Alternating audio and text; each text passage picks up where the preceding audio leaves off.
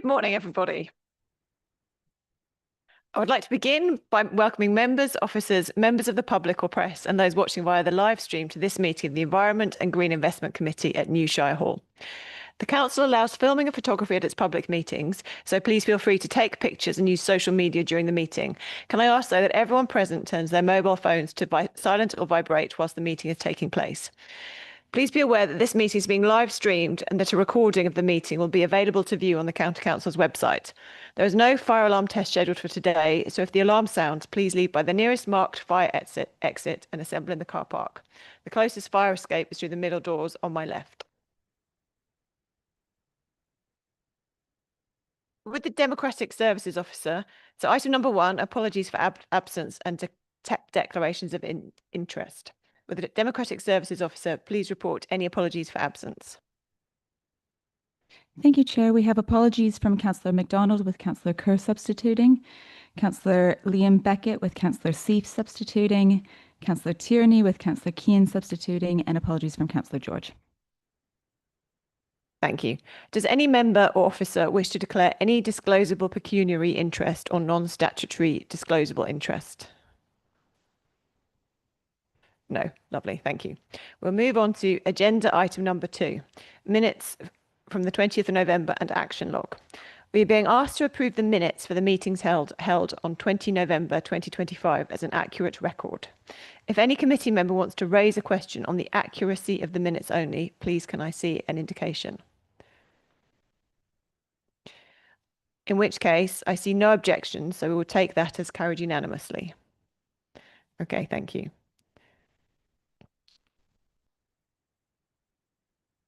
Attached to the minutes is an action log. Do officers have any updates, please? Yes, Chair, we have an update. The item listed at 15B on the action log was covered in the email from David Carford dated the 21st of November, so that action can also be recorded as complete. Lovely, thank you. Members, do you have any questions on the action log?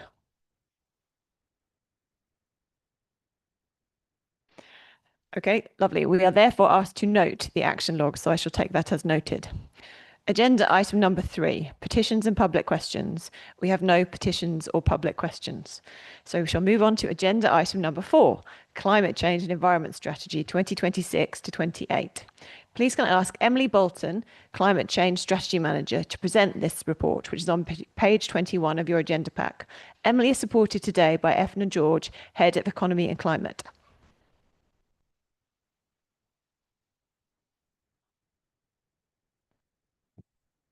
Thank you, Chair. This paper brings forward our new climate change and environment strategy. The previous strategy came to an end in 2025, and this new version will take us through to 2028, aligning with the expected timeline for local government reorganisation. The documents presented today include 3 parts: the strategy itself, a detailed action plan, and a carbon offsetting policy, which sets strict parameters for which the Council considers to be credible and acceptable approaches should offsetting be proposed in the future. The 2020 Live Quality of Life survey showed clearly that Cambridgeshire residents are concerned about climate and the environment, and that they expect the Council to act. But this isn't only about the vital issues of wildlife and nature. Acting on climate change delivers a wide range of tangible benefits. It improves health and well-being, helps to reduce inequalities, can cut fuel poverty, and creates new jobs and opportunities for our communities and businesses. It is a key wider determinant of how well we can live and act and interact with the places that we live. So this strategy responds to very real local concerns. The agenda for climate change and the environment has already been set by the Council and is being reaffirmed through the emerging refreshed strategic framework. What this strategy does, therefore, is reflect that agreed agenda and sets out the vision and direction that officers operate within to ensure that the strategic framework is delivered on the ground in a coherent, consistent, and accountable way. Our previous strategy has delivered significant successes, with the Council this year securing an A score from CPD, recognising us as a global leader in climate action. This new strategy builds on that success. It retains our core ambitions and targets, but these have now been prorated to 2028, refined and tightened so they can be more accurately measured and more meaningfully delivered. Importantly, the strategy ensures that our climate environment actions support the delivery of the whole of the Council's strategic framework, not just the environmental elements. Climate action is woven through everything we do. It directly supports the Council's wider ambitions, including health and well-being, by recognising climate change as a major health risk and strengthening the resilience of our communities. Reducing inequalities by supporting those most vulnerable to climate impacts and helping lift households out of fuel poverty through improved energy efficiency. And economic opportunity by creating new skills, low carbon jobs and innovation. By refining our climate goals and ensuring they align across the whole strategic framework, we can clearly articulate how climate environment action is inherently part of how we deliver better outcomes for people, place and the planet. The strategy retains the long-term vision of a net zero Cambridgeshire by 2045 by supporting our communities and natural environment to thrive as the climate changes.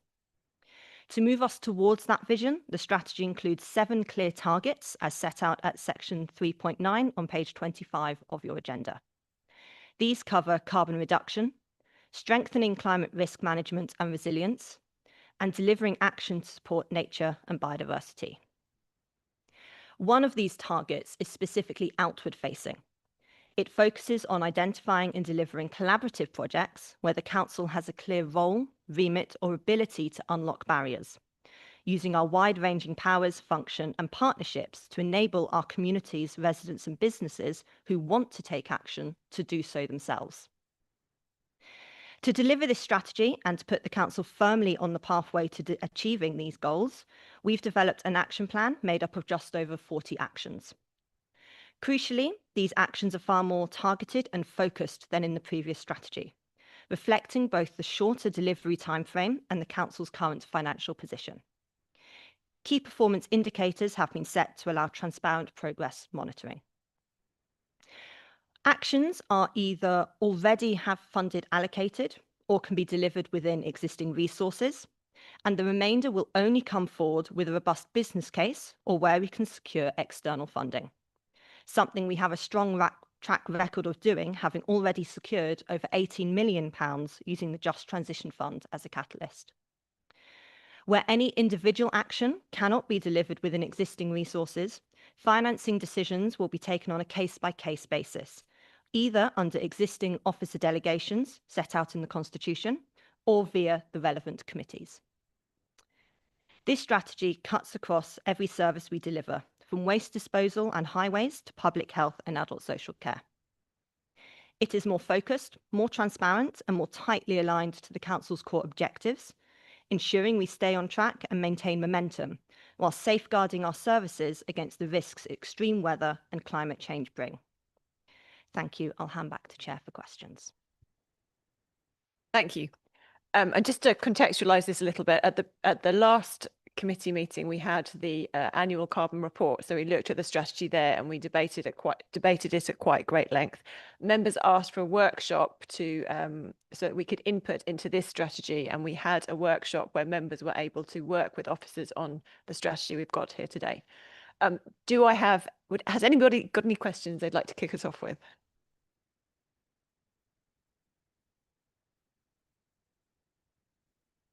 Councillor Black. Thanks very much for that report, and I mean thanks for the officers for all the work that they're doing on this and all the positive things that we're trying to do on environment and green investment. Can I do questions one at a time, or would you like me to go through the? Go for it. Do one at a time. That's fine. So just a quick question to start with. The old report talked about fundamentally we will need to change some of the traditional systems on which we all know and rely. How we live, work, shop and travel will change. We need to think about what it might take to transition away from growth at any cost and to develop a collective understanding of what good growth looks like for people, places and our planet. I can't actually see that in the new one that we're looking at. I mean, perhaps you'd be able to it's quite a long document, so perhaps you'll be able to direct me there. But I mean, has this been dropped, and was there any thought or debate about whether we need to sort of think more about good growth? Just quickly to come in on that. So since the development of this, since the last one, we now have a draft economic strategy that looks at sustainability and inclusivity of growth and our role in that process. So I think that's more strongly picked up there now rather than here. So some of those ideas are more, I would say, more in that strategy now. It's not to say that our position has significantly changed, but we see growth as an enabler as well as something that needs to, be looked at in the round for sustainability. Okay, thanks. And could I ask if there were any major changes made to this document, say around May, June time? Has there been a political input that said, we need to do more here, and this is what we want to come into the strategy, or is there anything that was knocked out of the strategy around, since May, and particularly immediately after, in May and June? Is there anything new in here that I wouldn't have known about, say, in April? So the main opportunity, as Councillor Hathorn referenced, for councillors to input to the strategy was during a members' session at the tail end of last year. The key changes to the strategy have really been in that tightening and reframing of the issues. I think the original strategy was very much focused on the importance of environmental and climate action because it's important in its own right. This strategy has expanded that argument, I think, to highlight all of the wider benefits of delivering climate action. And so it's about strengthening the mandate, I think, for us taking action in this space. Yeah, thanks very much. And I'd also just like to ask whether there's been any consideration of the 4-day week, in that the new county council that will replace us will inherit a number of workers on 4-day weeks, and clearly there are environmental implications there, in that somebody commuting 4 days a week is there's a reduction in things there. And yeah, thanks for your explanation of things. I mean, I feel that from the Labour Party's point of view, we feel that things might look a bit different if we'd had a change the other way in the council's leadership in May, in that it does seem to me that we're looking at administration that has run out of ideas a bit and is not really bringing anything new forward. I mean, for instance, we had a manifesto, and we would be looking at implementing a manifesto as the greenest party. Is this a question or is this a political debate? I'd just like to, so we can ask the question about the 4-day week if that's been considered. Yeah, could I just ask about, I mean, we certainly were thinking that initiatives like the Swaffham Prior heat scheme was something that we should now be rolling out at scale and making a real difference on. And I don't see that ambition here. And it does worry me that LGR should not be stopping us. The climate change and the environment won't wait for LGR. So I think, are we going to go forward with something? Yeah. So there's a question on the 4-day week there, and there's a question on whether there are any energy projects. Is that the questions? Let's leave that as a question. Yes, thanks. Okay, thank you. So to come in on the 4-day week, again, whilst that has sustainability implications, you say that is something that doesn't sit under this strategy. We haven't picked up under this strategy. This is more something we'd pick up under the draft economic strategy as relevant, and I think under LGR. So no, it hasn't been considered in this one, is the answer to that. To the question around ambition, there is no reduction in ambition at all. What we've focused on is what we can, within our remit as councils and within the funding envelopes that exist as they currently are, we can look to achieve. That we still think that's considerable, and we know that with initiatives like community energy, we can unlock multi-megawatts, perhaps even over time gigawatts of renewable energy around the county. We are working to support groups who have ideas, as we did with Swaffham Prior, on innovative schemes. But as you know, with innovative schemes, they take time to deliver. The results of pilots need to be seen.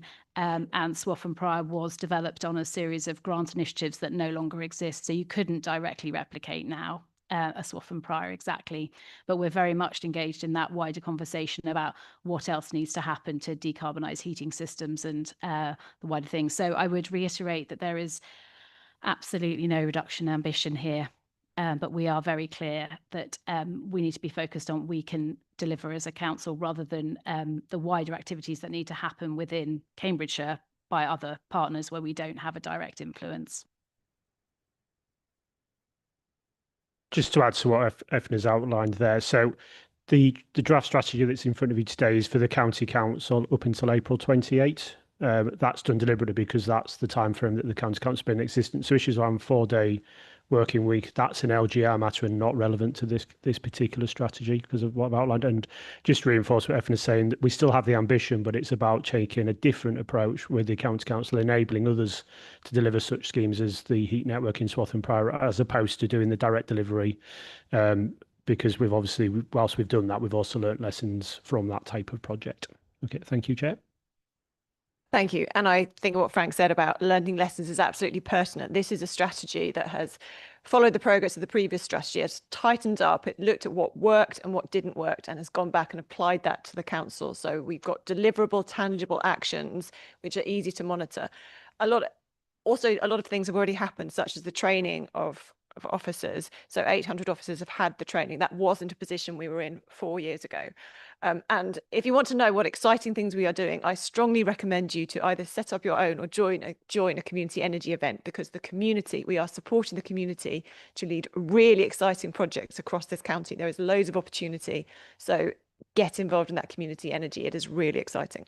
Are there any other questions? Councillor Seif. Thank you, Chair.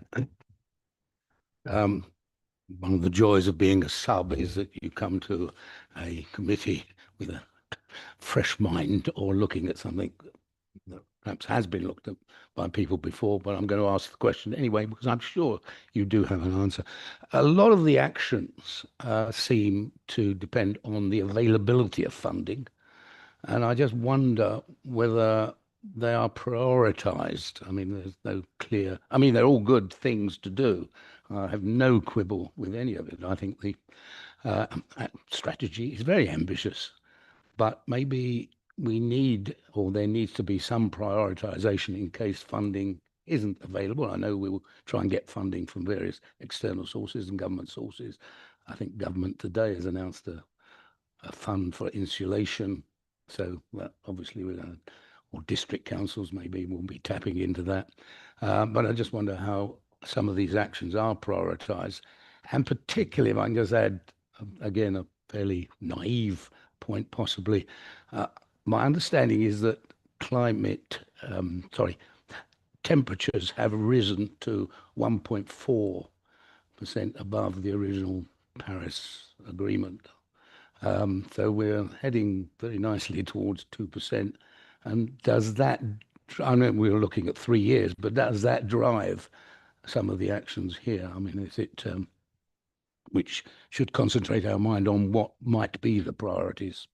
So if I could ask that of you, thank you. We haven't at this time done a specific prioritisation of actions within the action plan. That is something we would look to do following this committee. When we're looking at the specific delivery programme that we'd be developing out the back of this. But what we would be doing is looking at what grant funding schemes are out there, what sorts of things we need to do to prepare for them. So a fair few of the actions reference pipelines, and that's all about that preparedness position, so that if government does announce new funding, as you referenced they have done today, we have something in place that we can swiftly turn around to use to access those funds. In terms of the adaptation piece, and as you're alluding to, breaching that 1.5 degree threshold, moving towards 2, that is why there's such a renewed focus within this strategy and action plan on the climate risk and adaptation element.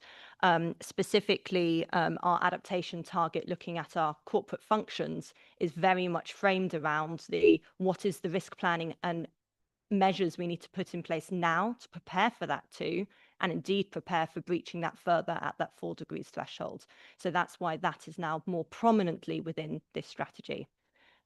Alongside that, we've got wider actions looking at the community and how we can support them to build their resilience. And that's bundled into some of those actions around working with third-party and voluntary groups as well, who can leverage different funding routes that we're not able to apply to, but also they're closer to their communities. They know better what they can do, what they can't do, and indeed what they want to do in this space. Thank you. Councillor Keane. Thank you, Chair. Through you. As Councillor Seat said, I'm a new councillor. I'm also a substitute on this committee, so please excuse me if the answer to this question is pretty straightforward and everybody knows it. I represent an area that suffers a lot with flood, shall we say, fear. Luckily, we haven't had too many major incidents, and obviously I've seen the work of the County Council raising that awareness. I'm interested in, shall we say, I think you said action and practical measures beyond just raising awareness. We have control over things such as keeping the gutters clear, and we're seeing a lot of surface water problems now more than actually river problems. Does this go below that into, you know, making sure that we keep the things that we control in the best possible conditions so that residents aren't suffering from these floodwater problems, especially surface flooding, which we saw in St Ives, as Councillor Kerr would, agree with me. In 2020, a lot of that was caused by drains not being kept clear. And if I get a number of questions, there'll be, when are you flushing these drains out? When are you keeping these culverts free? And I just wondered, obviously we control some of that, but not all of it. I just wondered what level of kind of focus we have on that area below just the awareness bit. Thank you. So specifically on the highways front, so I know over the previous year or so, there's been a specific gully clearance programme that colleagues in highways have been delivering exactly for that reason. And I think that's going to be continuing. I think more broadly, it comes under this banner of our service resilience. Everywhere that we have direct remit to and mandate to be delivering things, we need to be ensuring we're doing that in the best possible way, both in terms of core delivery of that service, but also ensuring it is resilient to the changes that we're seeing. And so that's where the focus of actions within this action plan are.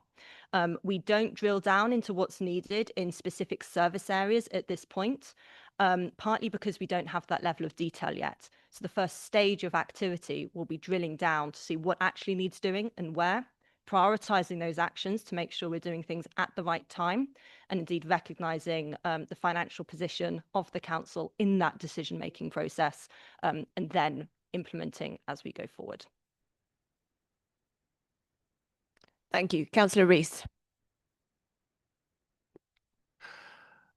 Thank you, Emily and Ethne, for this very impressive track record and report.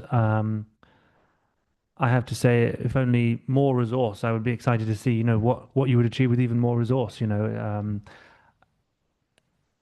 The council is not, this climate change response is not part of the statutory requirements of the council's duties. So I just note that, and I wonder, with LGR coming, I know this is the strategy till April 2028.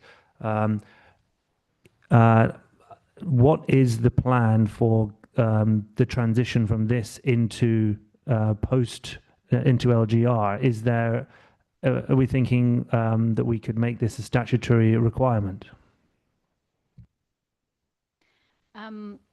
So the focus with LGR coming, I think, is that we've already done with some councillor involvement some preparatory work to look at what needs to happen. I think once we are clear from government which unitary, what the configuration of the new unitary authorities are, then that work is going to really start in earnest.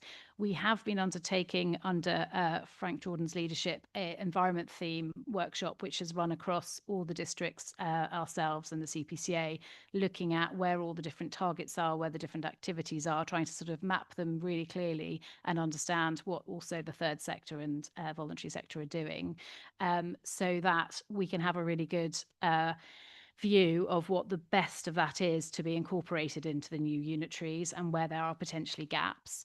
I think a statutory function is something that's discussed at a national level. I think many in our space would like to see one, but at the same time, the challenge is, as it has been for a number of years when this has been considered, general availability of funding at a national level. So a statutory duty is only helpful where they also provide the funding to deliver it. I think what we're demonstrating, or I hope we're demonstrating through the strategy, is there is considerable scope for us to act and to achieve things and to support others to achieve things and bring more money from a range of different organisations and types of funder within Cambridgeshire into this agenda. And by doing that, we will be able to do more than if we just take a strategy that's reliant on constantly going back to the public purse to provide all of the funding. So whilst the statutory duty would be helpful in one respect, it is also obviously complicated for us, and if it wasn't properly funded, I think it might be counterproductive. But as I say, so our focus is on bringing in all those elements and helping all the players where it's our role to, so that we can really bring significant finance into this agenda. Thank you very much. And one more question about the specific strategy. We discussed the action plan priorities. Can I just ask about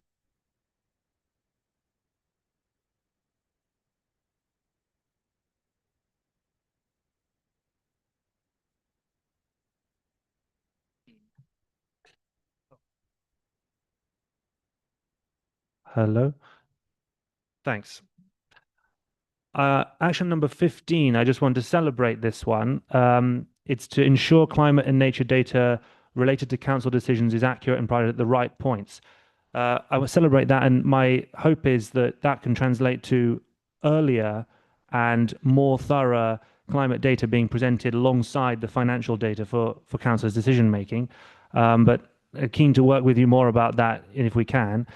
But action plan number 14, I do want to ask about if we're, this is the one mention of artificial intelligence in the strategy. And given that this is the future, we're thinking 2045, it seems as though AI is this explosive use of, well, carbon emission, use of water, and we've mentioned flooding, but water scarcity, abstraction pressure on chalk streams and aquifers, impact of growth on water systems. Are we missing something here about water, and AI? So what would be the, to reduce operational water use across the council by a particular percent? Do we need a target for that? Thanks. In terms of the point on the growing area of AI, that is definitely an area that we've discussed with IT colleagues, trying to get better data from our suppliers on that, because we are reliant on them. A lot of that functionality is effectively all the emissions are sitting outside of something we can internally monitor. So that is something that we want to do more of. And to understand it better. And we know it's growing. So even if it's quite low at the moment, that's not to say it's not going to become a problem in the future with growing use of it potentially. So hence why that is in. We are looking at the wider impact. So when we think about artificial intelligence data centres, particularly locating in Cambridgeshire, some of those won't be necessarily planning applications that will come to us. They won't be nationally significant infrastructure projects, or NSIPs as we refer to them. They will be determined at the district level. But nonetheless, we're working with projects that are looking to keep water use low, potentially have a data centre provide district heating. There's a particular scheme that's being discussed in the area. So we think there might be opportunities around that to reuse heat, as they are in other parts of the world, the waste heat coming from those. But we are very mindful that they could also be a real significant point load on the grid. And that's why we're doing local area energy planning, looking at where they're going to come forward potentially, and see whether they're going to cause stress on the grid and energy supply issues, as well as trying to work, obviously, to ensure that those emissions are kept to a minimum. I would say that's a sort of a wider than us issue too. So we are drawing and working with partners like the Greater South East Net Zero Hub and others, which is a government part of the Department for Energy and Security and Net Zero, really looking at this, because this is a nationwide problem for us, and it needs looking at that level too. So we'll certainly look at our internal emissions and the services we're using with colleagues, but we also need to look at that wider picture and be part of that national research into this, and are there good ways that can be delivered in our county to bring benefit, and hopefully avoid the schemes that will be very high water users potentially and very significant energy users.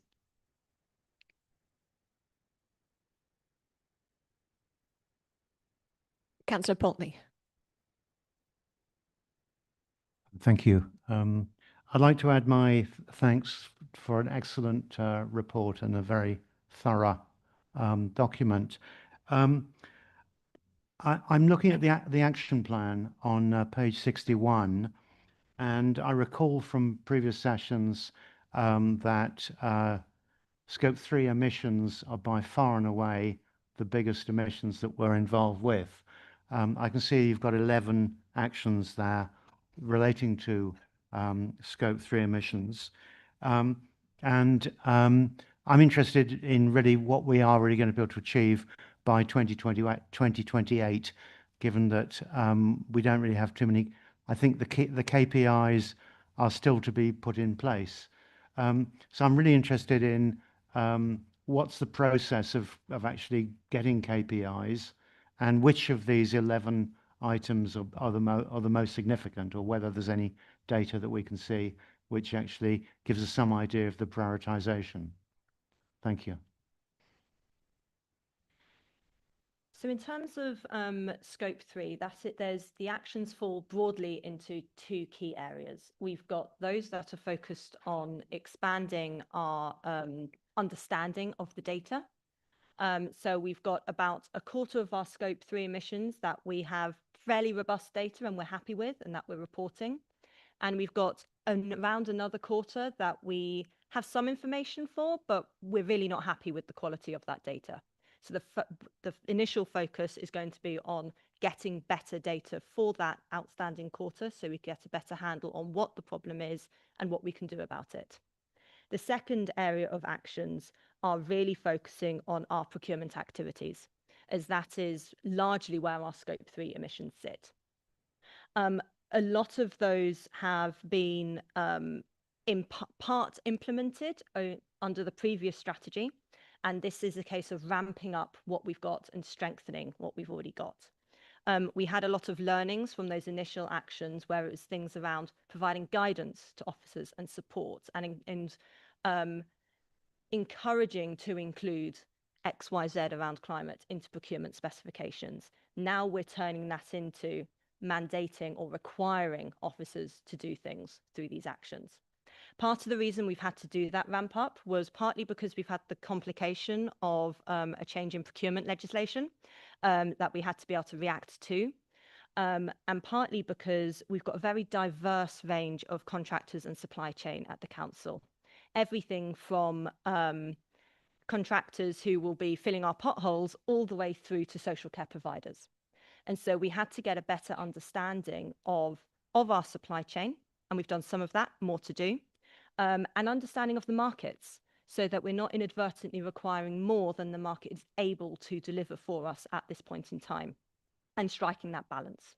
And so we'll be building on that learning through these actions to strengthen where we know the market can take greater, more stringent requirements to decarbonise, and focusing on those areas. And so that's how we'll be prioritising, almost prioritising sub-activities within these actions, rather than necessarily prioritising one action over another. Thank you. Can I ask a follow-up question? Well, thank you for explaining that, and I can understand that this is a very complex area and there's a lot of things you've got to address. But if we take, for example, the sustainable food policy in council run catering facilities, I mean, can you give us an idea of how much carbon there is there and what we could save and how significant that is, for example? I don't have that information at this time, I'm afraid. What I would be able to say is it's not a significant contributor to Scope 3 because we have very limited catering provision. So, I mean, the significant parts of the Scope 3 particularly relate to construction works we commission, the use of our land, particularly the rural estate, and then some of our other procurement contracts. So that's why, as Emily's outlined, we're just looking in deeper detail in terms of all the contracts and what is capable of being delivered. Okay, thank you. Apologies to Chris for getting your surname wrong. I'm so sorry. It slipped out of my mind at just the wrong time. Councillor Wyatt. Councillor Poulton asked my question, so I don't need to follow it up. Are there any other questions? So I have a couple of questions. You mentioned having oven-ready projects, as it were, and that funding will be released and you have to kind of be ready for it. That was the approach with the previous government. Is that still the approach? However you allocate funding, it comes with drawbacks and there are always pros and cons. So is that still the method of funding? And if you could summarize sort of just very briefly, perhaps what the pros and cons are. And I've got a second question, which is quite different.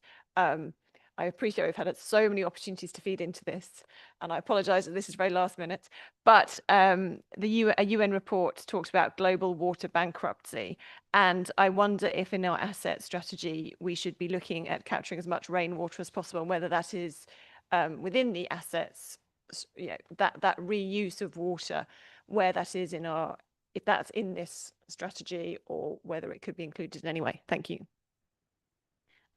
So on your first point about funding, I think in the past, whilst the team's been really successful historically at getting funding, it hasn't really developed a really comprehensive pipeline of everything that we need to do. What we've only been able to do with the capacity we had was to be ready for the very next batch, so the next 10 projects or 5 projects when they came up. What we're trying to do now is actually go, well, this is the entirety of it. That might be 120 potential projects or more, particular assets or schools.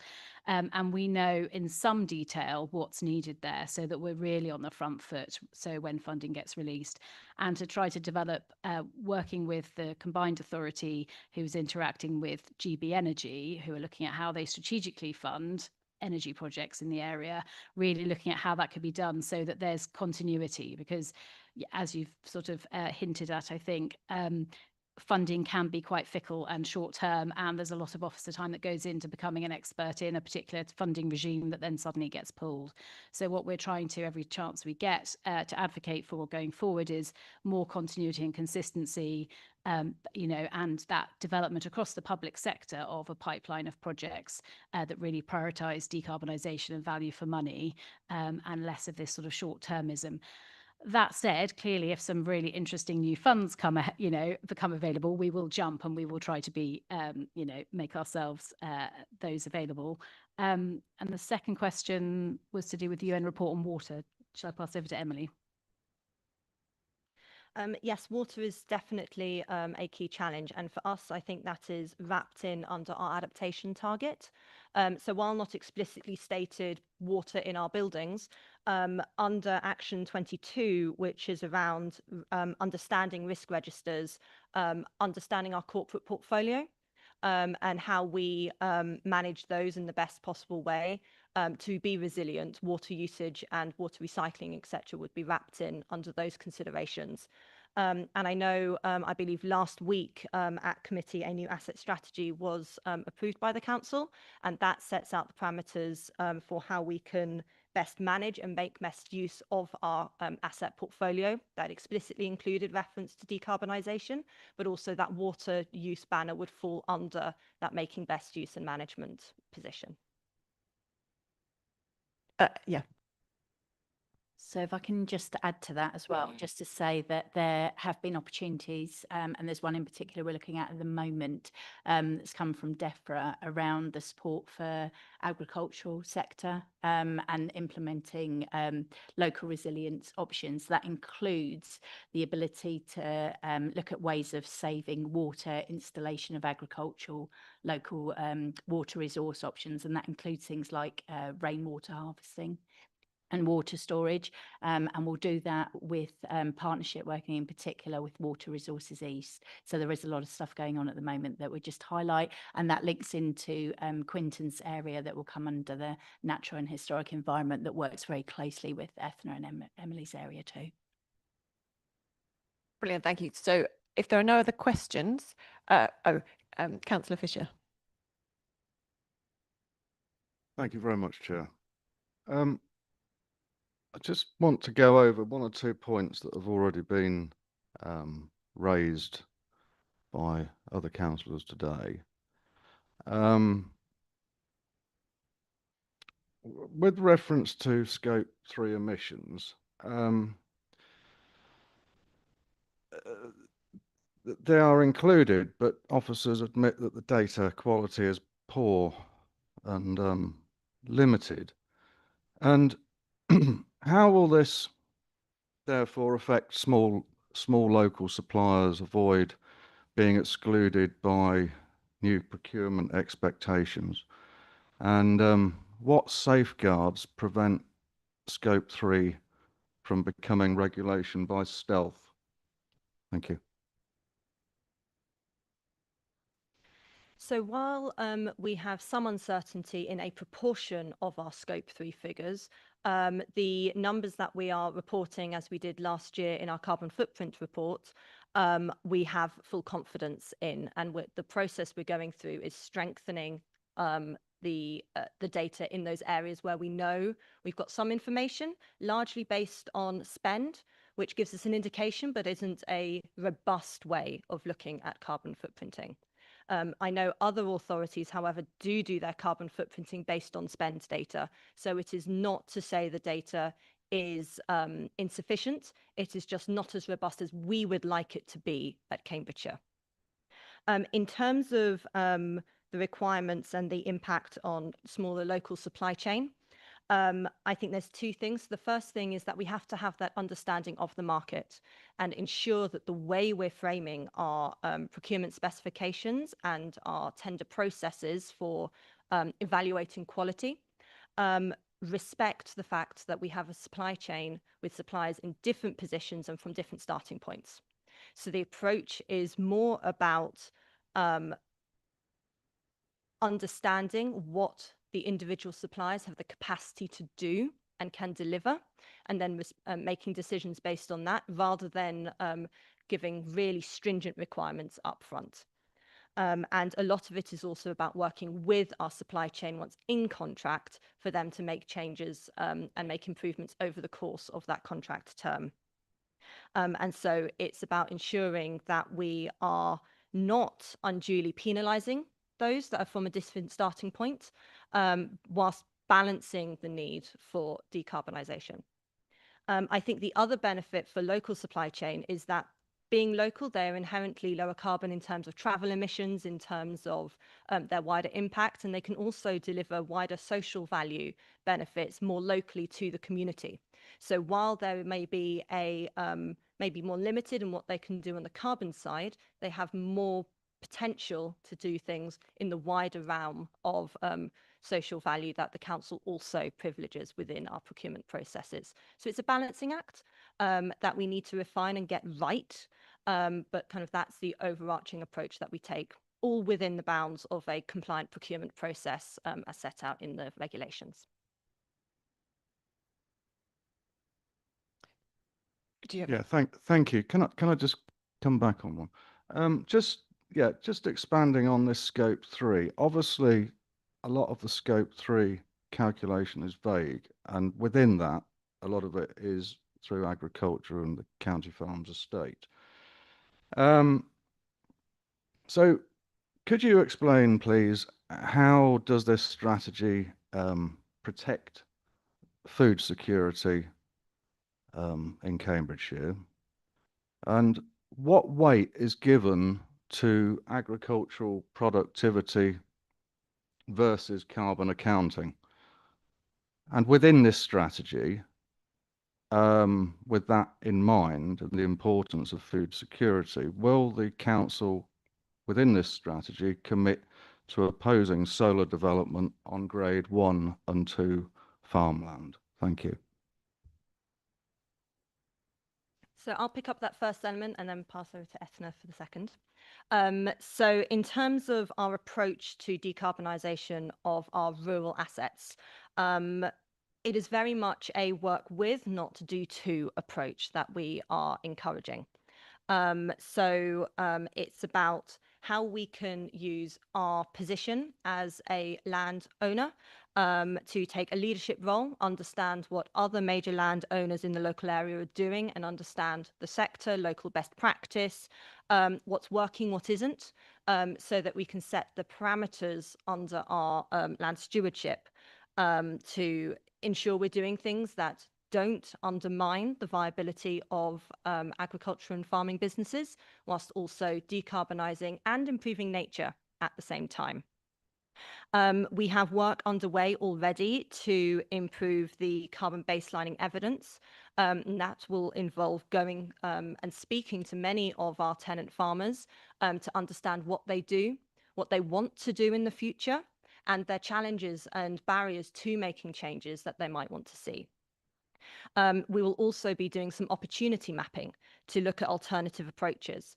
For example, a farmer may be able to use different cultivation practices that will maintain cropping and out yields whilst also reducing carbon emissions. Those are the sorts of opportunities we want to identify. We also have the ability to bring in external funding. So money such as Emma referenced from DEFRA, but also the Environment Agency and others, they periodically have grant funds that can come forward to explore and develop farming practices to reduce their wider environmental impact that potentially individual farmers can't access, but as the landowner, we can aggregate and bring them through together. So that's one of the other opportunities that we'll be exploring and looking to deliver. So I'll hand over to Ethna for the second part. So this strategy doesn't touch on any aspects of the sort of effectively the planning process in relation to solar farms and things. That is within the scope of obviously the district and city planning, local plans and other things. Obviously, there is national legislation around the use of different types of agricultural land, whether that's for energy. And as Emily said, I think what we're interested in is making sure that farms are viable in the long term. Where energy is helpful is where it can supplement or where soil quality is really poor and perhaps the land needs to be rested for a period of time. But that is absolutely the decision of the farmer and the landowner. It is not something that we're looking to interfere with. We don't directly farm ourselves. We have farm tenants and under their tenancies, they can do what they choose to do. Where they're looking to, as Emily said, pilot new things that bring in funding, meet partners to help them diversify and do a number of things on a particular site. And that could be water storage that was referenced before by Emma, or they might be wanting to get biodiversity credits alongside energy projects and conventional agriculture. All of that would be supported under this type of strategy, but we're not directly interfering or steering them onto things. That is very much supporting the farmers and the tenant farmers we have to do what they see as best for their businesses.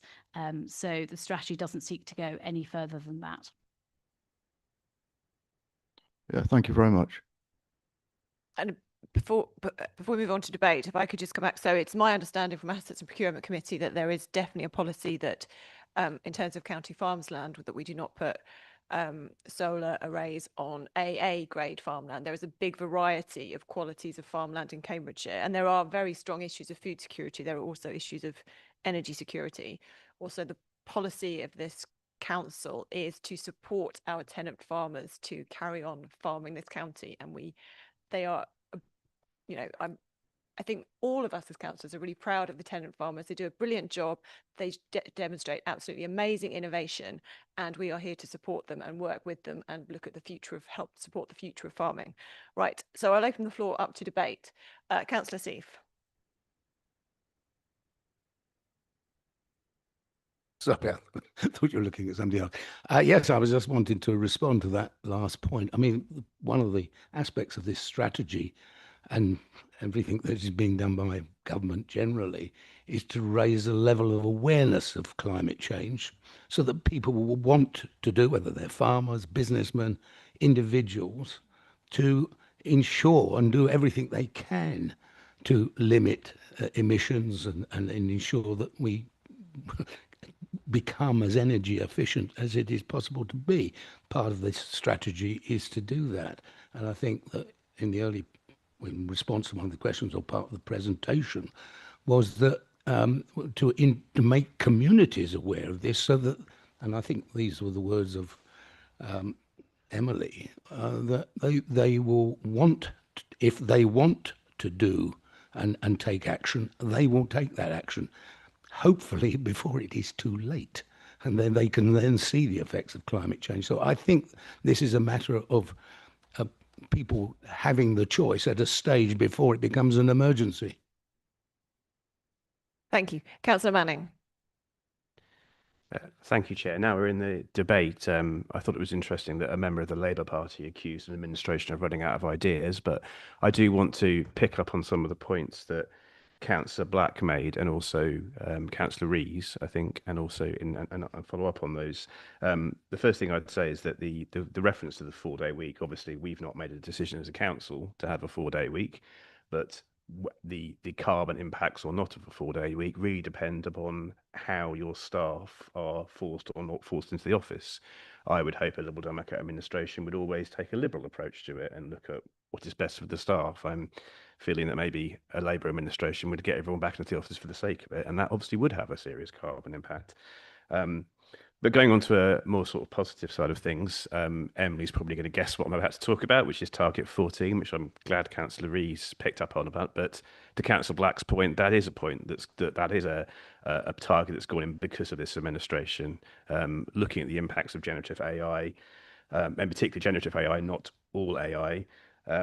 The carbon emissions are massively more. The GPUs involved in the processing it generate huge amounts of heat, but to Emily's point, the wider impacts of a climate change policy is particularly present here, because using a lens of carbon to look at use of generative AI allows you to have more responsible use of generative AI. So not just using it for the sake of it because you think it makes things more efficient. It doesn't always. It allows you to have a much more holistic approach to how you use generative AI. And I'd go beyond the points that the officers made about data center usage, because the Labour government have made data centers part of critical national infrastructure. That's fine, but they've put hardly any constraints upon how those data centers are run, which is incredibly serious from a carbon perspective, and from the point of view of potentially overriding local planning decisions to build them everywhere. I mean, I firmly believe generative AI is a bubble and it's going to burst pretty soon, and we're particularly going to be left with the fallouts of that. It's useful in some circumstances if you understand the technology, you control it. And I think I'd finish by saying that as Liberal Democrats, I firmly believe that we have the sort of technical knowledge to understand this sort of technology. The key thing with generative AI is looking at the token usage, because that is what measures the carbon emissions properly. As Emily quite rightly says, it's not just about financial measures is okay, it sort of measures your compute, but the token usage, which is the fundamental unit by which generative AI works, it breaks everything text down into smaller blocks, tells you how much the carbon you use. So this administration is doing new things and does have new ambitions, and I really want to thank the officers for taking that one up in particular. Would anyone else like to contribute? Councillor Clark. Thank you, Chair. Thank you, Chair. So, listen, I'm pleased we brought this strategy for renewal today. It's an ambitious strategy. Rhetoric is very easy, delivery is not. But since over the last 4 years, there has been a really positive track record of investing in tackling climate change, which is both beneficial in its own right, but is also beneficial for the economy of Cambridgeshire. So there was a study from the Potsdam Institute for Climate Impact Research that found that the cost of 2 degrees of warming would be $38 trillion by 2050. The UN IPCC found that it could be up to 2% of GDP, and if we go up to 3 degrees, that's 10 to 12% of GDP. So it's really important that we do bring this strategy. The UN again found that it was, quote, unequivocal that human influence has warmed the atmosphere, ocean and land, end quote. So I'm glad we're bringing this strategy, and it's really positive to see so much ambition in it, and I thank the officers for their work in it. It's a strong strategy and I will be pleased to support it.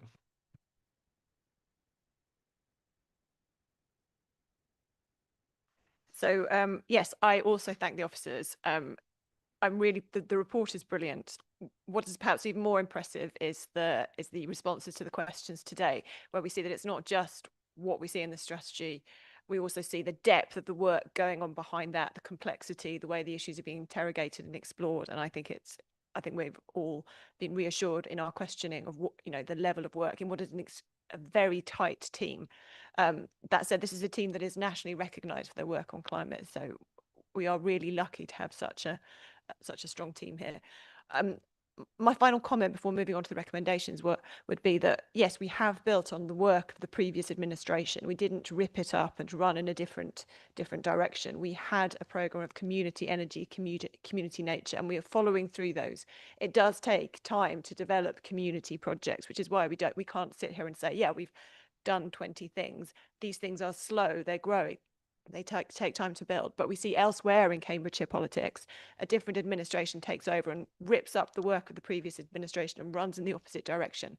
Here, we're about trying to be collaborative in this committee, to listen to the voices, to come together, try to make a difference and to make a contribution.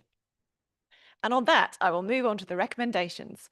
So the Environment and Green Investment Committee is recommended to A, approve the new Climate Change and Environment Strategy 2026 to 28, along with its accompanying action plan and appendices. And B, delegate authority to the Executive Director of Place and Sustainability in consultation with the Chair and Vice Chair of Environment and Green Investment Committee to authorise any minor changes to the strategy and supporting documents before publication. Can I see all those in favour? Can I see any abstentions? And can I see all those against?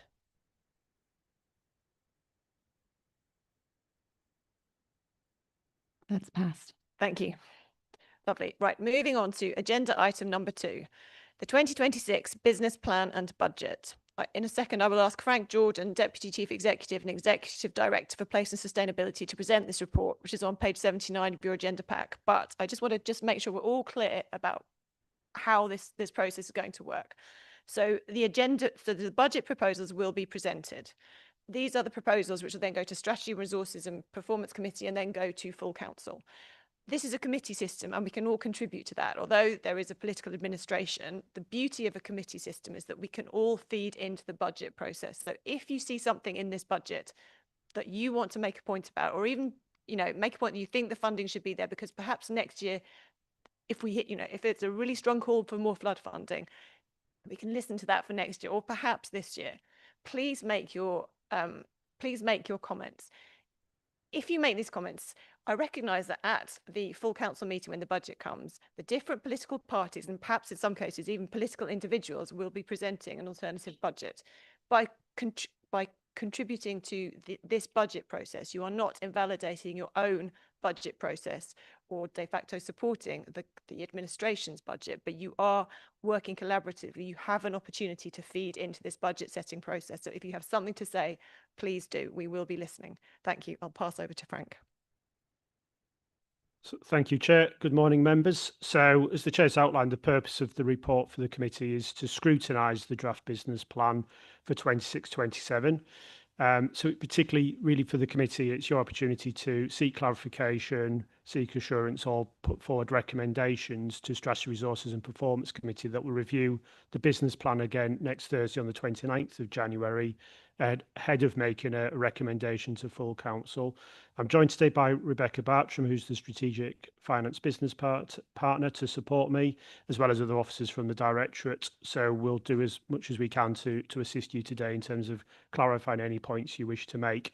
At the end of your questions and debate, I'll then sum up what I think the key points the committee would like to make for Strategy, Resource Performance before the Chair moves it to the vote. So what I'm going to do is just go through the actual draft business plan and particularly bring out any pertinent points that relate to this committee. So section 1, I think that's the first thing. So it's a business plan. So it's not just the financial elements of the business plan that are in front of the committee. Section 1 provides a review of the strategic framework that's been undertaken. And within that, there's a development of a revised vision and revised ambitions for Cambridgeshire. And these are outlined at table 1.1. And that does form part of the business plan. And in particular, you will note the strengthened ambition and the revised changes to the vision, ambitions and the priorities, particularly around the environment. So there are clear ambition priorities. Obviously, clearly, there's been a discussion about the climate change environment strategy, which is highly relevant to this. But ambitions around achieving a low carbon council, tackling climate risks, restoring nature, and also there's measures around promoting and supporting a circular economy. So that's an important part of that, and all part of the ambition to support a green and sustainable county. I think the other thing just to highlight as well is that the development of the strategic framework does take account of results of the quality of life survey, and the latest quality of life survey builds on previous year's responses, where we are still seeing amongst residents who do respond from the quality of life survey significant concern about climate and the environment. So that's something for members to note, that residents are highlighting that to the authorities being a key issue. So that's the first part, is any feedback on the draft strategic framework can also be fed back to the committee next week. But section 2 then goes into more the financial elements. Section 2 particularly covers the corporate financial position as it was viewed at the 11th of December in last year. And at that point, it did outline that there was a potential funding gap for 26-27 of just over £6 million. However, that was an assessment undertaken before the draft local government settlement was provided to the local authority. That was received after the committee, just at the end of December. That has been received, fully reviewed, and based on that, the Executive Director of Finance and Resources will be presenting to Strategy Resources Performance Committee next week with a draft business plan that's been revised that shows a balanced position for next year. So that's a key element that's changed. So if there's any points around the corporate financial position, we can assist in that. Then section 3 goes into a bit more detail about the contribution that the services that report to this committee and how they contribute to the overall strategic framework, and also the budget and the business plan proposals. So I think particularly highlights is that the Place and Sustainability Directorate leads on a number of significant elements relating to the strategic framework, particularly around enhancing and protecting the environment. Again, we talked about earlier today, but there are other parts of the environment that were just drawn to the committee's attention, which are included in the budget, including the historic and natural environment, the management of that, the delivery of waste disposal, and the council's leadership in relation to flood risk and mitigation. And then the final thing also is that our planning responsibilities are also significant, and the directorate leads in particular on the council's response to what are called nationally significant infrastructure projects. And I think the key role the council demonstrates time and time again is in reviewing those. It seeks to represent the interests of communities, but secure the maximum level of either social value or mitigation if such schemes are approved and go ahead by the Secretary of State. So the business plan includes investment and funding to continue in relation to all of those areas, and also work in relation to carbon reduction, the ongoing management of the renewable schemes that the council has introduced, improvements to drainage and flood risk management, and ongoing delivery of the strategic change that's required in relation to waste disposal. And there is specific investment in relation to waste management as well, which I'll go on to in a little bit more detail shortly. So the key proposals relating to the committee are outlined at table 3.2. And the particular ones that would highlight is that there are projected net savings through the strategic review of waste disposal arrangements, but I would highlight is that given the nature of that particular issue, that is something that's being considered specifically by Strategy Resources and Performance. So that matter of the budget is actually being reviewed and managed directly by that committee. So that's just something, just if there are any questions in that, they need to be directed to that committee and not for today. We've also within there, we have adjusted some of the income budgets in relation to the energy projects. That's because of things that have been reported to committee through the year, is that having implemented the projects, we have seen that we do need to adjust the income because of the fact that the generation of the electricity can be curtailed by the national grid. So therefore, taking that learning into account, we have adjusted the income because of that issue. And then on capital, and I referenced it previously, there is particular investment proposed in the budget business plan of just around £12 million to improve the household recycling centres at both March and Milton. So that's covered in the papers as well. And then the final thing I would just highlight, as part of the budget, we do have quite a significant amount of income that we secure as a council, and therefore each year we review the fees and charges that we levy for our services, which is something that executive directors each do in terms of setting the fees and charges. But before doing that, we do present the draft fees to each committee where it's relevant. So that's included in these papers at Appendix 1 as well. So, Chair, we'll take questions. We'll also take notes. And then after that point, I'll feedback what I think the key points are before you move to the conclusion of this matter. Thank you, Chair. Thank you. So if you have any questions or comments, please feel free to make them. But we will get an officer response on any comments if it's not with a question, and then we can debate afterwards. Are there any questions or comments you'd like to make on the budget proposals? Councillor Seif. Ready to ask a question. Sorry, it is just a straight question. It's not an opinion type of response that I'm looking for. I can't find it in the figures. How much what is our reserves for emergency planning, and for what is the figure? Where would I find it in those tables? And obviously emergency as a result of climate change. Right. So we don't have necessarily a reserve for emergency planning. We've got a core emergency planning budget, which that reports to the COSMIC committee. What we do have, though, is reserves built up for particular events, so like in terms of flood management. I don't have that figure to analyse, is Becky could find that.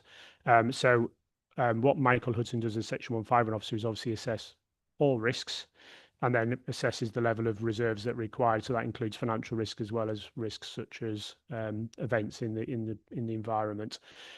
So I don't have the exact figures. We'll see if we can find it in time for the committee. If not, we'll follow up as a response to the question, if that's okay, Councillor Seif. I think that you've actually made the point that I would have followed up with, which is that it is a calculated figure based on identified risks. Okay, thank you. Councillor Thornhill. Yeah, just a quick question.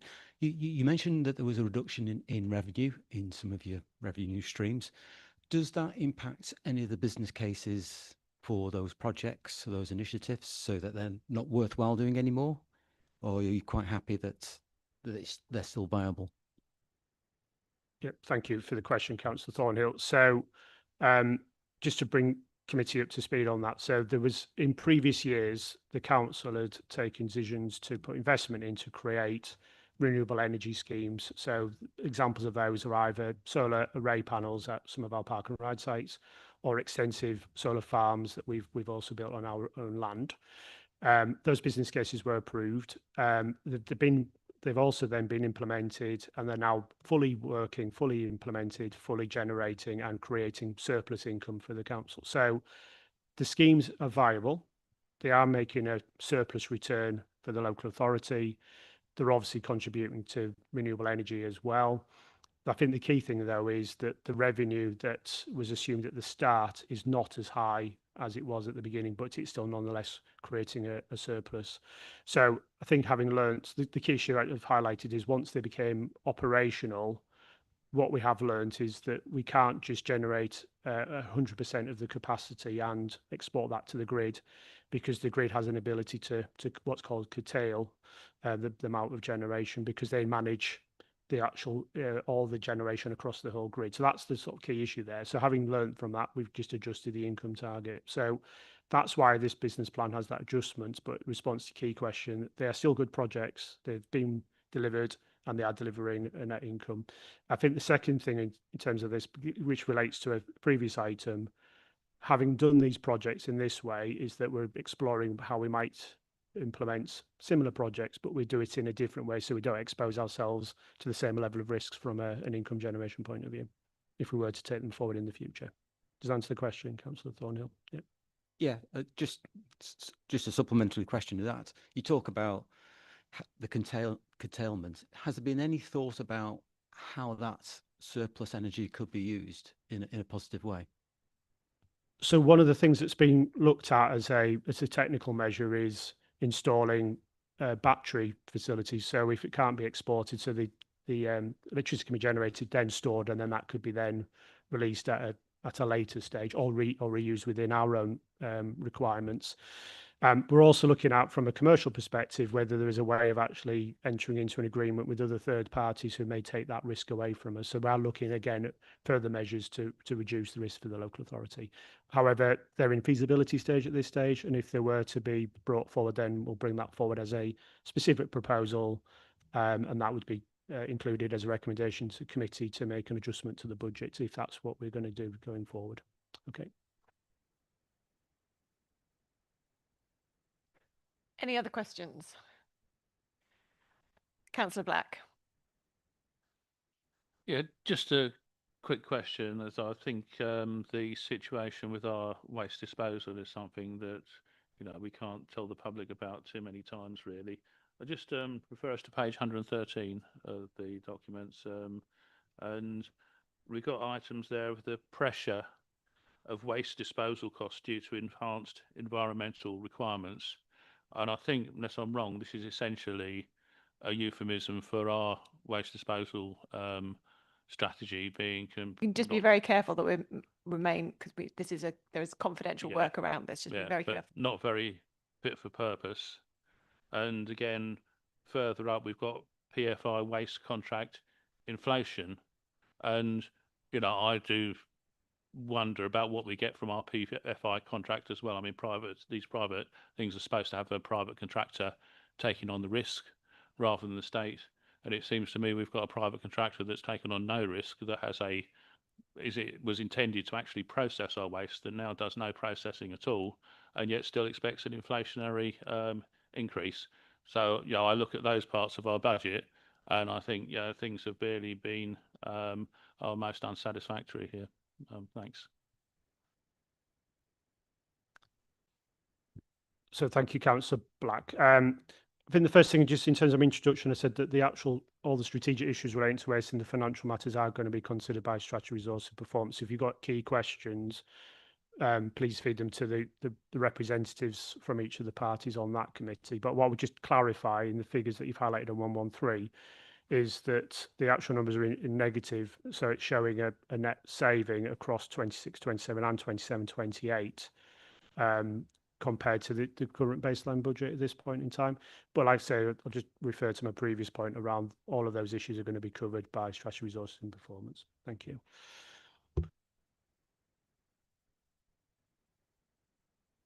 Are there any other comments or questions anyone would like to make? Councillor Clark. Just like to comment on the waste PFI, that it's something that the council was tied into from many years ago. I would note under a Labour government and a Tory administration, and is something that is being looked at by this administration. I obviously be careful not to say what's in private, but note it's not something that this administration decided to enter into, but it is something that we are working carefully on. Thank you. Would anyone else like to contribute to this item? Councillor Fisher. Thank you, Chair. Just my sort of observations over the budget. There seems to be a lot of reliance on some quite optimistic funding assumptions. How resilient is this budget if, in the situation, external funding reduces or indeed ceases? Thank you. So from a place and sustainability point of view, which is obviously the key element that you were scrutinising today, in particular in relation to this committee's remit, I don't think there are any significant risks in relation to external funding, because we do outline and we do have notification of, first of all, we've had the local government settlements, so we've got certainty around that, and we've had some specific grants that have been also notified. So that has been factored in. So all those assumptions are taken account of in terms of creating the draft budget and the business plan. A previous risk that did exist was some probably quite ambitious targets around income and assumptions around income. That doesn't exist in this budget as well, because we have scrutinised very carefully as officers' income assumptions across a number of lines. And as I've outlined, in some instances, we've adjusted them to put more realistic income assumptions into this budget. So I don't think that is a risk in relation in terms of what's in front of this committee. However, what I would say is the Section 151 officer takes an assessment of the overall level of it, cost, funding and income, and then forms what's called a Section 25 report, and then uses that to determine the level of reserves that are needed to offset that risk. But that, again, is a matter that will be considered by Strategy, Resource Performance and ultimately by full council. Yep. Thank you. Are there any other comments Would anyone like to debate this item? In which case, Frank, do you have a summary of any comments? Or Becky, did you get the figures? No, it's fine. That's fine. Frank, did you have a summary of the comments? Well, I suppose the key things, we've had questions of clarification. So I think we could say you have scrutinised and sought assurance around the budget business plan. I don't see that there's any core recommendations though from this committee to feedback to strategy resource performance on it. I didn't hear of any. So I think that would be my summary of the questions that we've had. I think if there's anything, we could just say that we sought assurance, particularly around risk, around income and funding for this committee, and we noted that the strategic issues around waste are a matter that will be considered by strategy resource and performance. But I didn't see any recommendations to be fed into the budget considerations next week, though. Thank you, Chair. So if I could just, so I do think the point raised about the concerns about curtailment and that this is a committee that would be supportive of finding ways to, well, that might not be for this budget process, that being, it's part of the ongoing budget process. So I think that was an important point raised. Right, in which case, here are the recommendations. So the Environment and Green Investment Committee is asked to A, consider and scrutinise the proposals relevant to this committee within the 2026 to 29 business plan and budget put forward by the Strategy, Resources and Performance Committee on 11 December 2025. To B, recommend changes and or actions for consideration by the Strategy, Resources and Performance Committee at its meeting on 29 January 2026 to enable a business plan and budget to be proposed to full council on 10 February 2026. And C, receive the fees and charges schedule for this committee included at Appendix 2. I'll take a vote on this. Can I see all those in favour?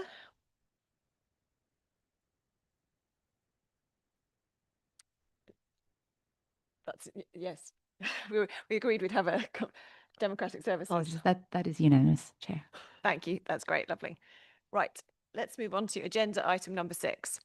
The Council's strengthened biodiversity duty. Can I ask Quinton Carroll, Head of Natural and Historic Environment, to present this report, which is on page 133 of your agenda pack. Quinton is accompanied today by Phil Clark, Biodiversity and Green Spaces Manager. Thank you, Chair, and good morning, councillors. Yes, we're here to present to you the initial report on our strengthened biodiversity duty, which is a statutory requirement under the Environment Act 2021. Just for the background, as a public organisation, the Council has had a statutory duty to have regard to biodiversity since 2006. The 2021 Environment Act strengthened this to mean that as a public sector organisation, we must conserve and enhance biodiversity in all our actions.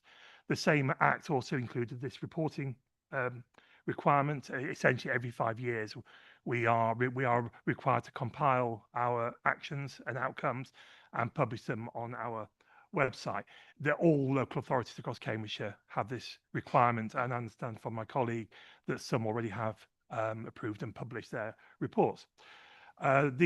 The guidance as to what goes in the report was very clearly set out by DEFRA, Department of Environment, Food and Rural Affairs, and what you have before you today is based on that guidance.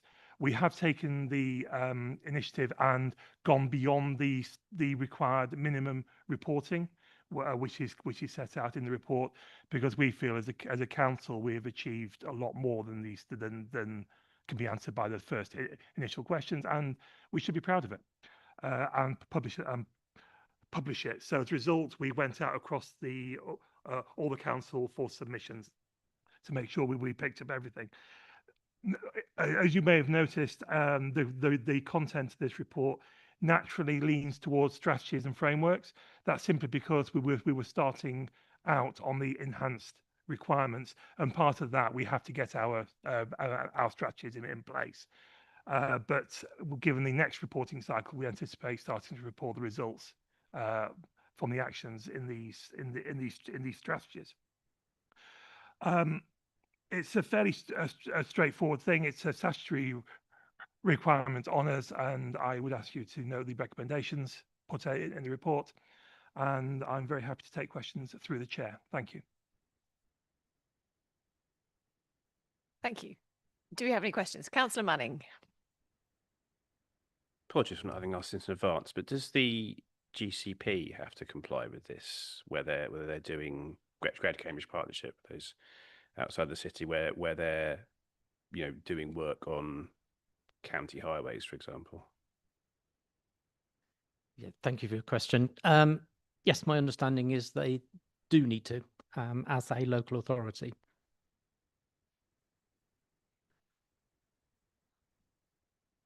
My colleague says it will be done through us, but my understanding is that we would probably feed into it for them, but it would need to come from them.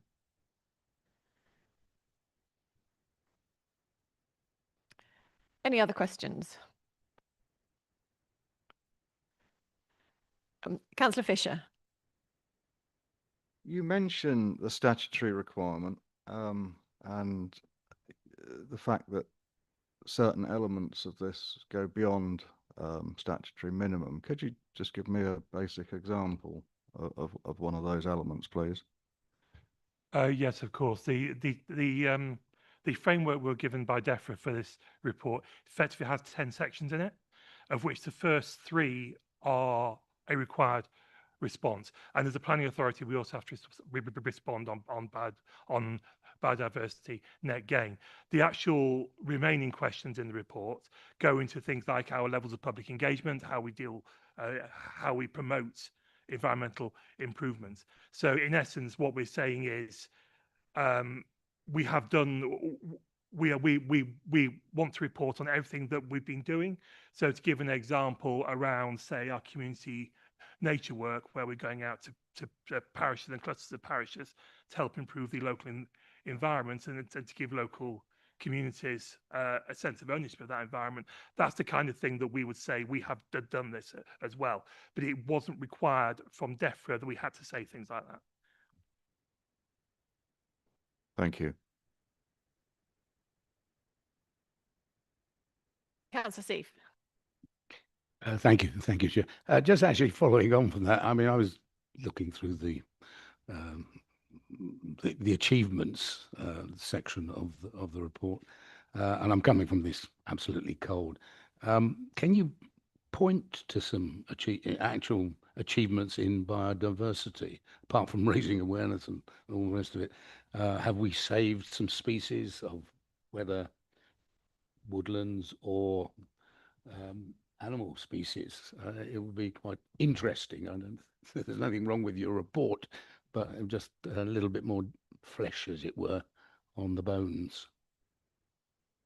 Yes, certainly. So we've also early last year adopted our own County Council biodiversity strategy and tree and woodland strategy, which forms part of this report. In terms of saving species, that's a long-term thing, and I would like to think that these strategies and the work that we're doing will lead to saving species. I mean, one of the things we've also introduced is the KPIs for bringing our own estate into good, positive conservation management.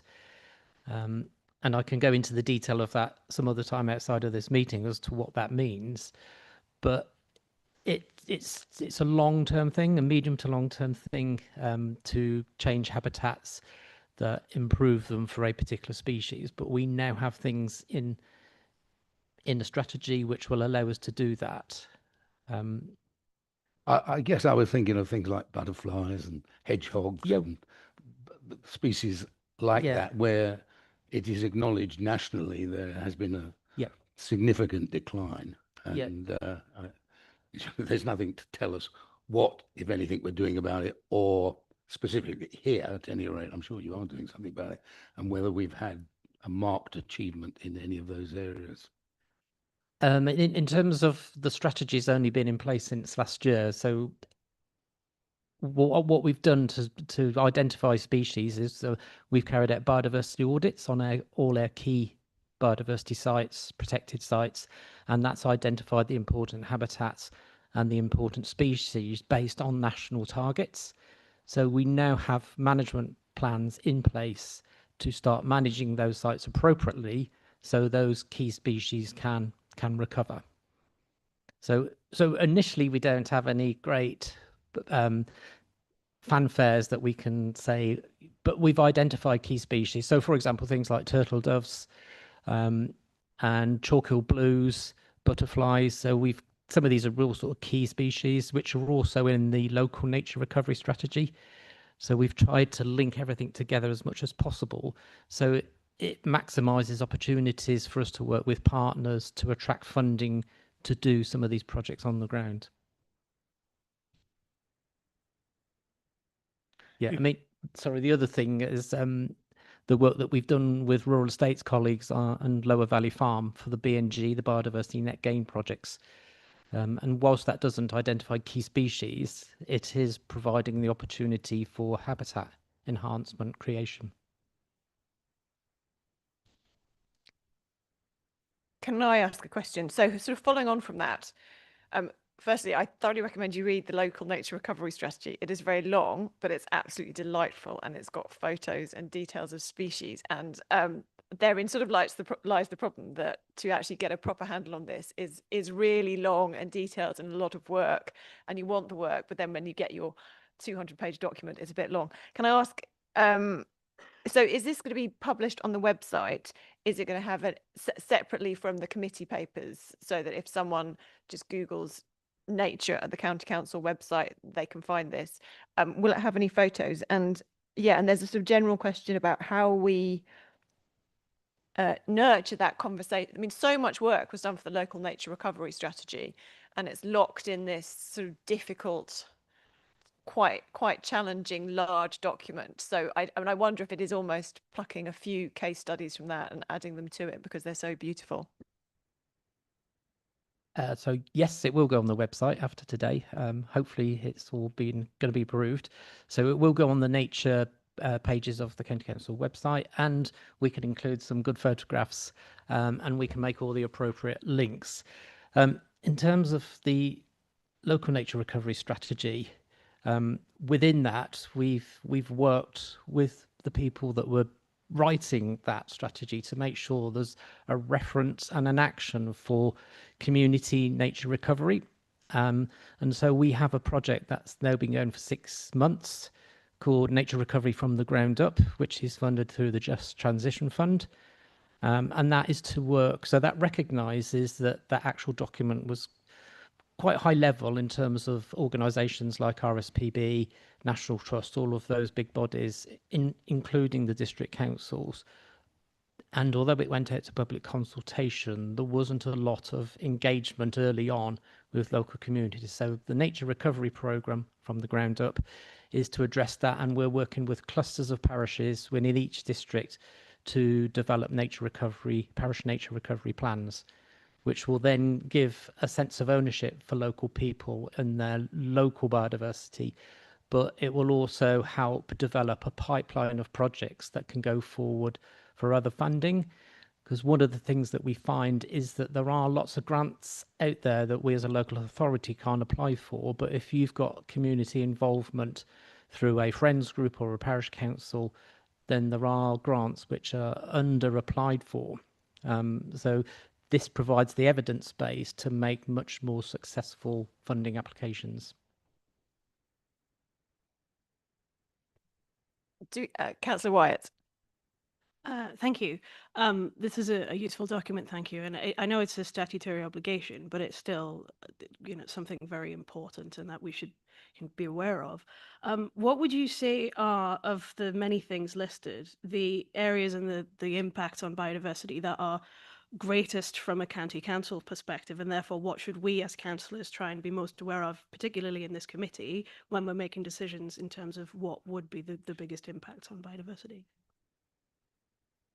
So as we're talking about the climate change environment strategy, I would say climate change, because we're getting such wild fluctuations in weather. So for example, on rural estate, we've got a wetland which used to be really good for wading birds, but at the time of year that they're breeding, that's now always flooding because we've had more spring flooding incidents. So we need to think about how we can. So the catchphrase is bigger, better, more joined up. So you look to increase the amount of biodiversity sites that you have, and that is working through rural estates to look at where there are opportunities for replanting hedges, gapping up hedges, etc. And then the second one is better. So the sites that we've already got, we need to manage as good as we can, so that the wildlife there, the nature there, can flourish and spread. And the joined up is creating corridors. So whether that's through hedgerows or through creating smaller areas of habitat, that as the climate changes and we get more incidents of spring flooding and drier, hotter summers, that there are more places for nature to sort of have cover for shelter. So I think in terms of what we can do, and then there are things that as our actions in our biodiversity strategy is to work outside of our silos. So we're very much engaged with rural estates about how we manage some of those good bits, working closely with highways, so looking at protected road verges, and making sure that when we develop management plans for those areas, that it's appropriately considered, so that business as usual can continue, but we also have in mind as to how we can conserve and enhance. And sometimes it's just a change in management practice.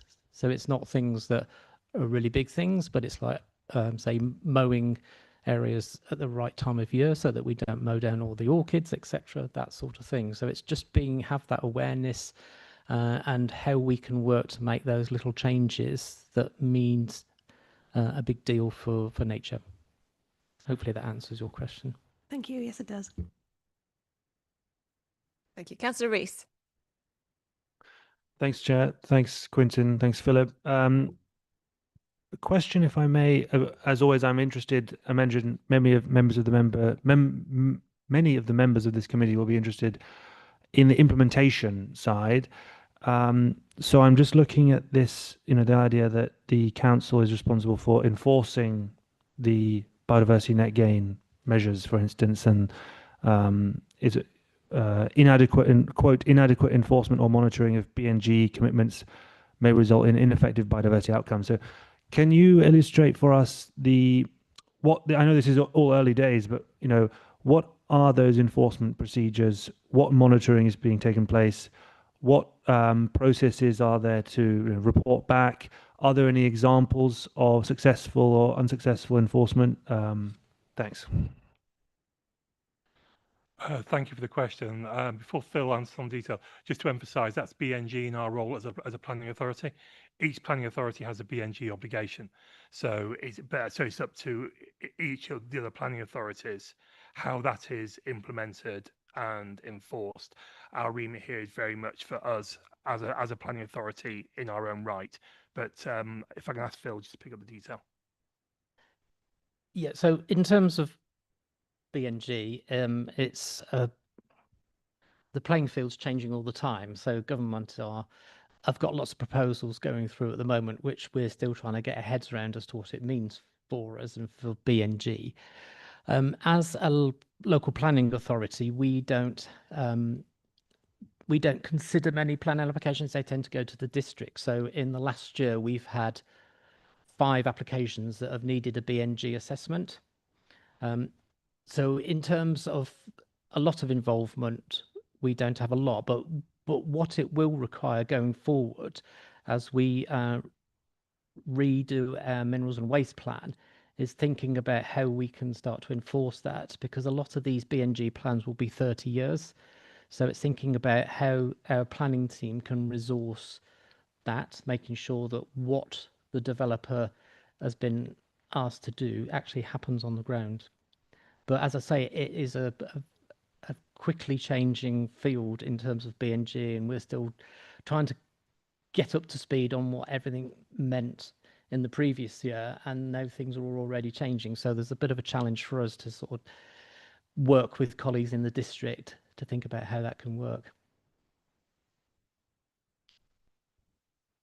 Thanks, Chair. So, and just I have another question, but just thank you for that answer, and I look forward to continuing the discussion about that, just because I know implementation is really the key. May I also just ask just a clarificatory question, just out of interest, that I think we're all aware that the real depletion of woodland in the county. I see that the council works in partnership with Woodland Trust and various other forestry commissions. Can you just I wonder what this means. You work in partnership with them. You know, does that mean you regularly meet up in person? You share all these policies. You scrutinize their governance. You just share a few emails occasionally. What's the nature of the partnership there? Thanks. Yes, so we do have a woodland creation project which is funded by the Forestry Commission, which started in October last year. So, and part of that is better sort of creating these partnerships. So in terms of the Woodland Trust, they have a scheme called More Woods and More Hedges, and they can supply discounted trees and all the accessories you need for planting hedges and trees. So at the moment, we're in the process of preparing an MOU with them to say how many trees and how many woods we want to plant, and then we can work out how much that will involve us paying. I think the way it works at the moment is through the Woodland Trust, we get 75% of the cost from Lloyds Bank as a grant, 15% from us, and 10% from the landowner. So that is a conversation for us to have with Royal Estates to see how that would work, because that will fit in with the tree and woodland strategy and the canopy assessment that we did, which identified gappy hedgerows, etc. And this evidence helps us to say where we can plant hedges, trees, etc. With the Forestry Commission, obviously they gave us the grant, so it's important that we keep them in the loop as to what we're doing. And so we met with them and the National Trust before Christmas to understand what's happening. And then one of the things that was announced just before Christmas was the idea of a national forest. And one of the areas that's been identified is somewhere in the southwest of Cambridgeshire into Bedfordshire. And there's an expression of interest gone out for organisations, local authorities to put in a bid to be the lead partner on that. And I'm not suggesting that the County Council is that lead partner. But then there's opportunities through that for sort of taking our woodland creation project on beyond the 2 years that we have funding for. I think there's a recognition by Forestry Authority that because we are the second least wooded county in the country, that there is a need to look at where we can plant trees, so the right tree in the right place. So at the moment, we don't. Years gone, we did used to have a woodland forum, but that sort of petered out. So, but there is talk now about having a county-wide woodland forum, which involves tree officers from the districts as well, so that as and when funding comes available, we can put in bids to make sure that we secure funding for this, for this county. So at the moment, it's an exchange of emails. We've met once, but I'm really keen to get something set up, as soon as possible. Great, thank you so much. Councillor Steve, I'll give you a second bite of the cherry, just quickly. Sorry, I should have asked this before. I've attached it to my previous question. Does the council have any responsibilities with regard to invasive species? Does this come into your purview, as it were, whether it's, again, vegetation like Japanese knotweed or whatever, or indeed, grey squirrels or other badgers? I don't know what might constitute invasive species. I've seen for the first time, actually, since I've lived here in about 6 years, foxes. I know they're protected, but I had not seen them previously. So it was rather a surprise. So I don't know. And the question really is, what responsibility, if any, do we have with regard to those types of species? Yes, we do have a statutory duty to control invasive species, and they tend to be more plant-based. So like you say, Japanese knotweed. And when we've done the audits on our biodiversity sites, that's something that's recorded. And then we work out how we can control it. So for example, on some of our nature reserves, we have Himalayan balsam. And we've been working closely with the Wildlife Trust on pulling that, removing it. Along the whole course of the Bourne Brook, because it's no good just going in doing a hit in one particular site. You have to clear the whole watercourse. So we do work at that, and it is a responsibility that we have. In terms of animals, I mean, one of the things that's coming up at the mammals are Chinese water deer, which are starting to spread throughout the county because there's some ideal habitat for them, because as their name suggests, Chinese water deer, they like wet places. Foxes aren't protected, but badgers are. So yeah, we do monitor badgers because they can be a nuisance as well.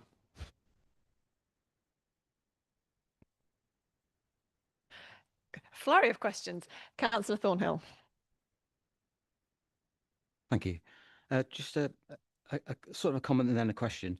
At Wimbledon Parish Council, we did have one of your colleagues come along and talk to us about nature recovery plans and things like that, and it went down very well in the sense that they're now setting up a working group to look into different ideas. But there was an interesting comment that they don't actually own a lot of green space, and around them it's mainly owned by Anglian Water. So I just wondered, the question is really, are you working with companies like Anglian Water, and are you getting the same, because they were really enthusiastic, are you getting the same enthusiasm from the bigger landowners?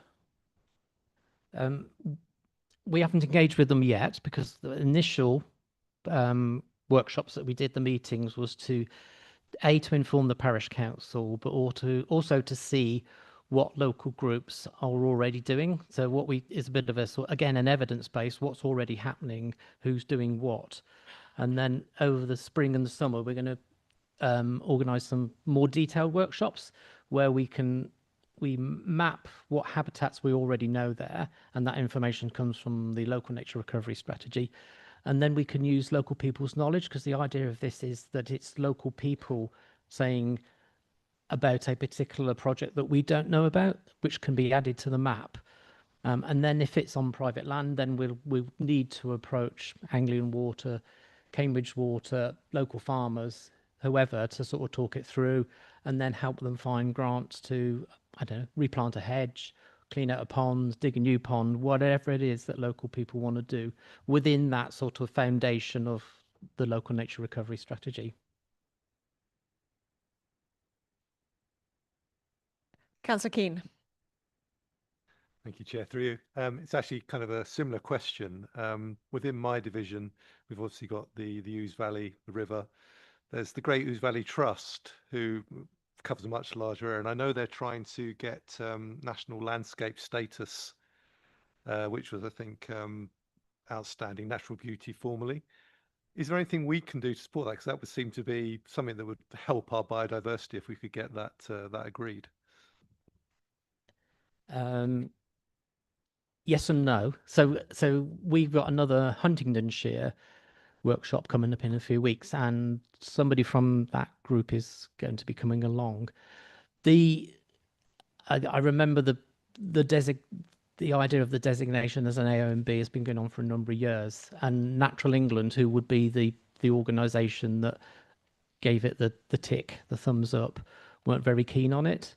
So it's going to be a very difficult process, but part of what they need to do is an evidence base. So I keep banging on about evidence base. It's really important to demonstrate how local people have been involved, why it's important in terms of its access to green space, its nature.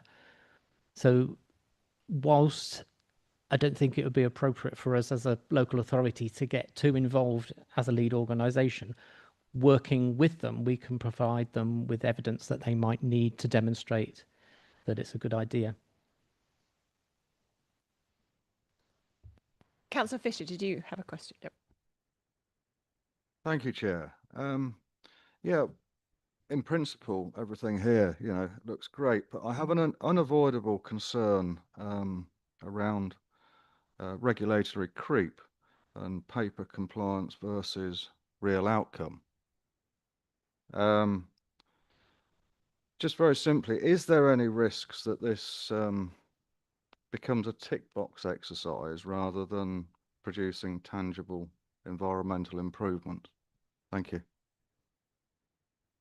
Thank you for the question. And it's a new requirement on all local authorities, I think the wider public sector, to report on this.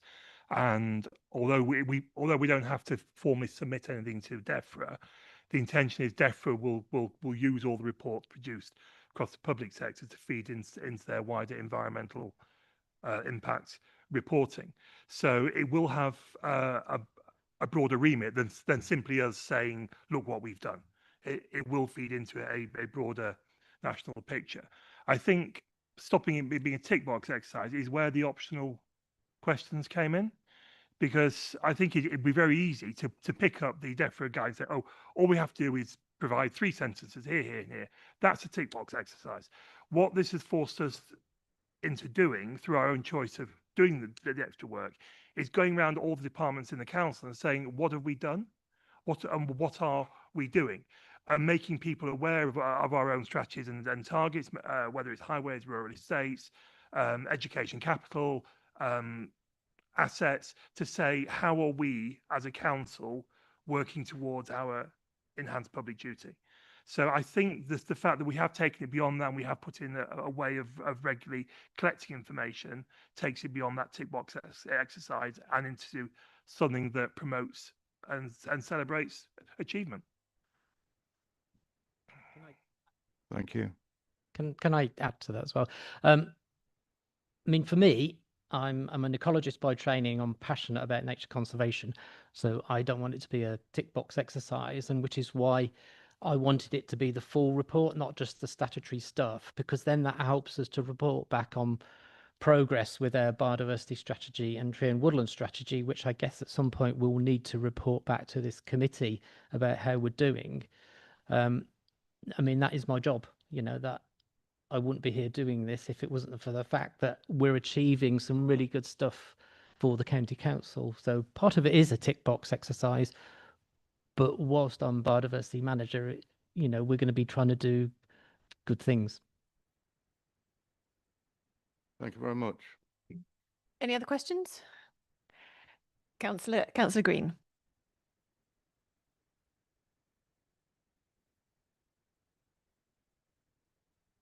Sorry. Yeah, thank you, Chair. Yeah, I've just got a question about chalk streams. It's not necessarily a question about biodiversity, but as I'm sure we're aware, chalk streams are extremely rare and precious habitats, only found, I believe, in southern England and northern France globally. So something we really need to look after. So I just wondered if the strategy recognises and protects chalk streams in any way.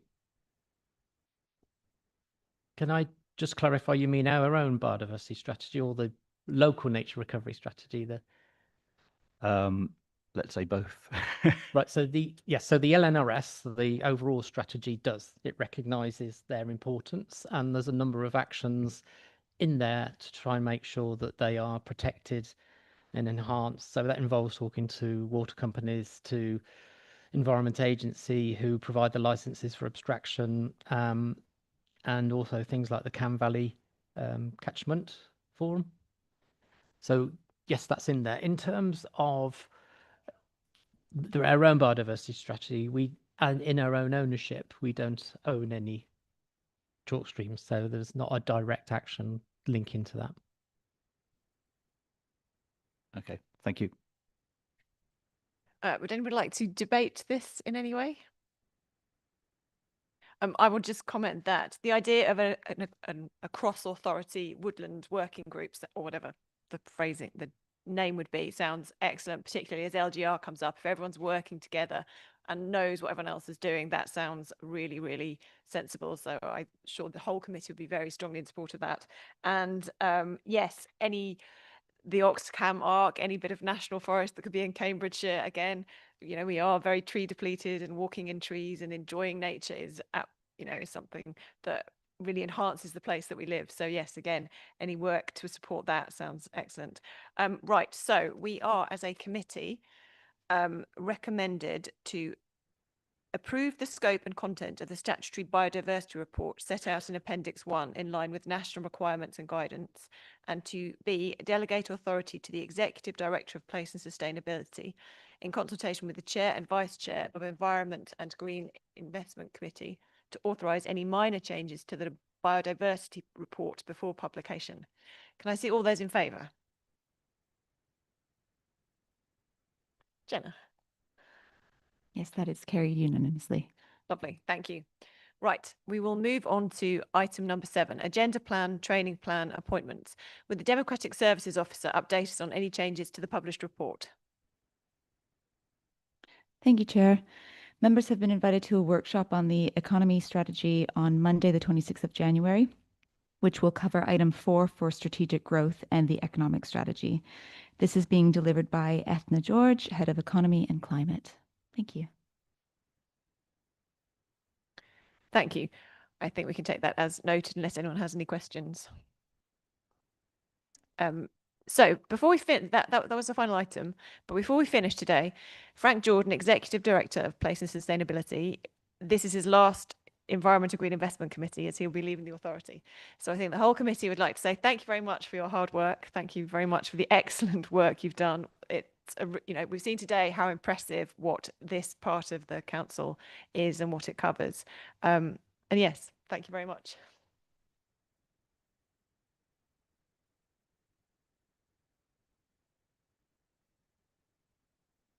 Would you like to say anything? It's been a pleasure all along. Yeah. Excellent. Right, so that's the final item on today's agenda. Our next meeting is scheduled for 10 March 2026 at 10 a.m. I declare this meeting closed. Thank you very much.